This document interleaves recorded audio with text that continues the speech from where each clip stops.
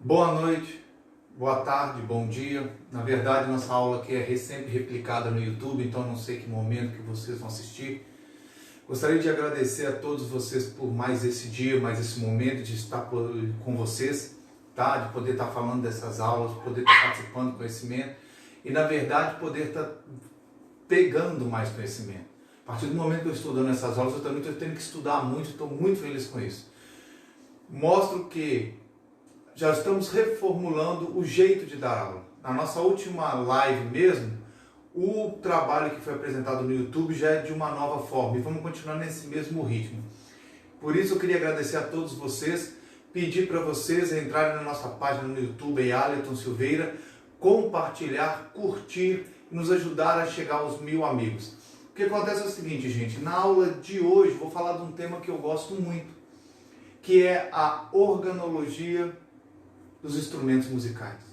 O que seria a organologia dos instrumentos musicais? É o estudo científico dos instrumentos musicais. É a forma com que você reconhece os instrumentos musicais. Qual que é a importância da organologia? É através dele que você vai saber se o instrumento é melhor, se ele é pior, o material, a construção dele, quais os processos científicos foram utilizados, quais os processos mecânicos industrializados, todos os processos para a construção e formação do instrumento, todo o material utilizado. Então, vocês, quase ninguém sabe, mas existe uma ciência para isso, tá?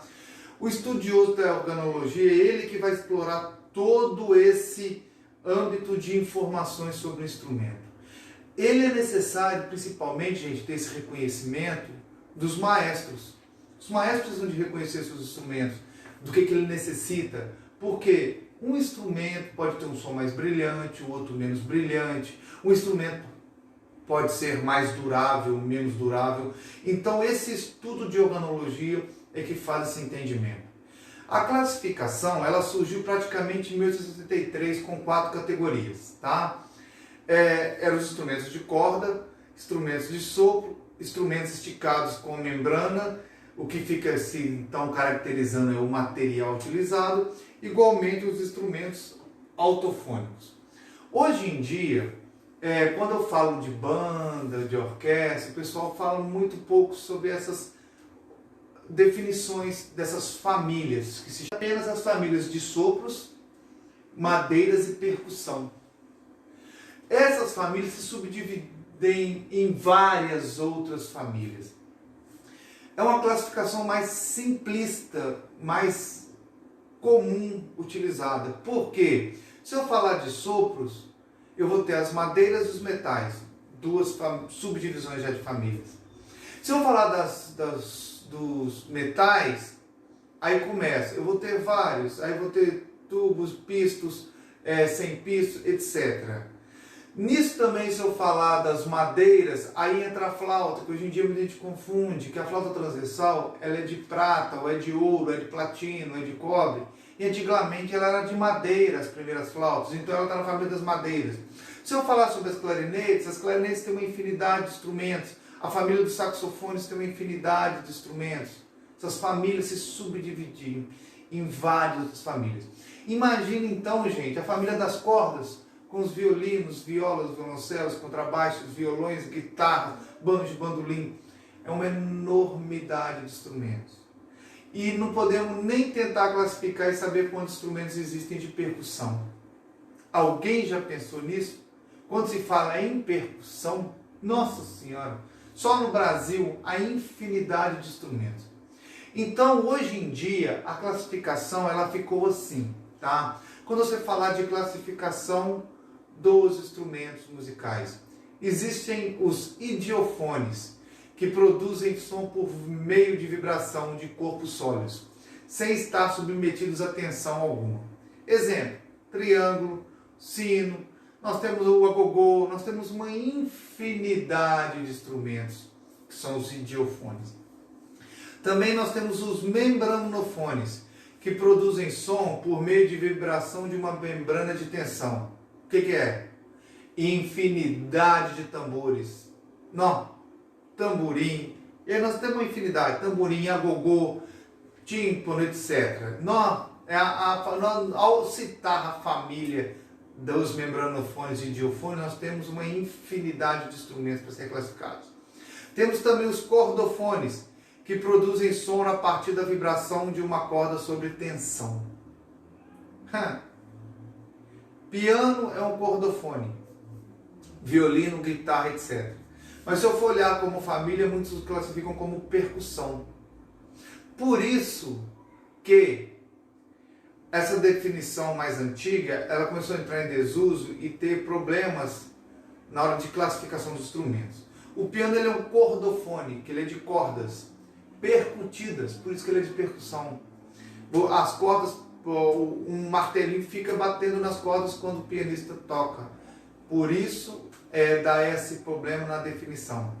Então, defini-lo como cordofone, ele fica mais exato, com a da vibração das suas cordas, quando são tocadas, pinçadas. Aerofones produzem som a partir da vibração de uma massa de ar. Outra infinidade de instrumentos. Flauta, trompete, clarinete, saxofone, trombone, tuba, flauta doce. Vocês viram? E imagine que todos eles, se eu pegar a flauta, eu tenho flauta em dó, flauta em ré bemol, flauta em mi bemol, tem um flautim, tem flauta baixo em fá, tem flauta em sol. Se eu pegar clarinete, clarinete em bemol, clarinete em lá, clarone. Vocês estão vendo, gente, a infinidade? Por isso que fala que a organologia é uma ciência, porque precisa de estudo, eu preciso de estudar. E temos, por último, definição e classificação, os eletrofones. O som é produzido a partir de campo elétrico. Nós temos aí o quê? Teclado. Existem instrumentos igual sintetizadores. Teclado e sintetizadores é a mesma coisa? Não.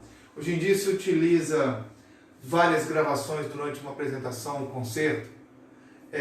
Então, essa infinidade de instrumentos parte do princípio de ser responsabilidade do estudioso da organologia musical. Lembro que todo mundo pergunta assim, qual instrumento devo comprar? Qual o melhor instrumento? O que define isso? Primeira coisa, eu considero, o que define é a situação financeira. Esse é o primeiro patamar de definição de qual instrumento comprar. Segundo, o meu conhecimento perante aquilo que eu quero. Vou dar um exemplo. Tem flautas com sons mais escuros. Tem flautas com sons mais brilhantes. Uma Muramatsu tem um som totalmente diferente de uma Yamaha.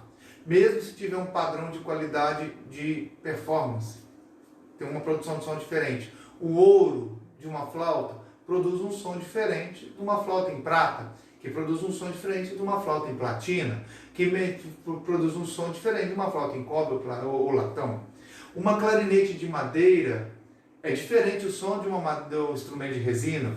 Uma clarinete de qualidade inferior de madeira de uma marca, que eu não vou citar, pode ser inferior a outra marca. Eu não estou citando quais marcas são melhores ou piores. O que eu cito é a qualidade de duração do instrumento, aquele que você pode tocar. Tem instrumentos, gente, que se você estudar mesmo 6 meses, 7 meses, ele começa a dar problema. Tem instrumentos que você pode estudar 5, 6, 7 anos que não dá problema. Nós temos que pensar em instrumentos igual nós pensamos em carro, ou nós pensamos numa moto, ou nós pensamos num fogão, ou nós pensamos numa geladeira. Quanto mais caro, quanto melhor o material que ele é produzido, melhor vai ser a qualidade do instrumento. Isso é claro. Todo mundo sabe disso. Isso não precisava ter falado. Abre aspas. Às vezes as pessoas compram um instrumento muito caro, mas não é o instrumento que ele quer, nem é o som que ele vai ter que produzir naquele grupo dele. Para mim, equalizar um som de um grupo, até o instrumento tem que ser direcionado pelo regente. Se eu quero um som mais escuro, eu tenho que seguir uma linha de instrumentos. Isso eu estou falando contra violinos. Não adianta eu pegar o melhor violino sozinho, não sei citar a marca, e colocar ele num monte de gente que vai ter um outro grupo só de instrumentos que não são de qualidade, porque ele vai ser diferente dos outros. Ele vai destoar do som. Vocês entenderam? Então, é importante que eu estude o por que eu quero aquele instrumento, para quê. Estude e saiba como ele é montado, qual que é a forma que ele é montado, que ele é produzido. E aí vem de um outro princípio pior ainda, os instrumentos igual clarinete, que depende de palhetas, os oboés, os fagotes e oboés com as palhetas duplas, os saxofones. Ah, que marca de boquilha que eu compro, que marca de bocal que eu compro. Vocês entenderam a importância da organologia musical? E quase ninguém dá importância para essa ciência. Eu vejo muito pouca gente falando sobre isso. Eu vejo a forma que as pessoas falam, mas eu não vejo a forma como elas explicam, como elas determinam. Tá bom? Existem empresas no Brasil de produção de instrumentos musicais que eu acho interessante que todo mundo conheça, reconheça. Eu acho importante que eu reconheça por que um pisto do trompete agarra mais do que o outro. Tem a ver com qualidade? Tem. Tem a ver com a forma que produz? Tem. Tem a ver com quem toca? Tem. Tem a ver com higiene? Tem. O instrumento precisa ser higienizado, gente. Muita gente não higieniza o instrumento. Então isso vai interferir nele. Uma hora vamos falar só sobre higienização de instrumentos. Isso vai interferir diretamente no instrumento. Então, gente, como aula de hoje, eu gostaria de fazer uma alusão a isso. Não vou entrar em cada família individualmente. Podemos fazer depois, porque são só 15 minutos de aula. Não quero passar desse princípio. Eu posso depois classificar cada família individualmente e mostrar vários instrumentos dele. Mas hoje eu só vim fazer uma alusão do que seria a organologia do estudo científico dos instrumentos, da construção dos instrumentos, da sua classificação como família. Olha que importante. Instrumento é uma família. E como isso, nós temos que valorizá-lo e respeitá-lo dentro da sua família. Todos são importantes. Numa família, ninguém é mais importante. Então, também nos instrumentos musicais, todos são importantes e fazem parte de uma família. Às vezes de famílias igual a orquestra, igual as bandas, igual os corais. Olha que legal, até os corais têm uma classificação, são aerofones, olha que legal. Eles são produzidos através do ar, até a voz foi classificada. Então, é isso que eu queria falar hoje. Relembrando, por favor, curtam, compartilhem a nossa página do YouTube e dê o seu like. Muito obrigado, gente, e até a nossa próxima aula. Uma boa noite, um bom dia, uma boa tarde a todos. Até a próxima, gente.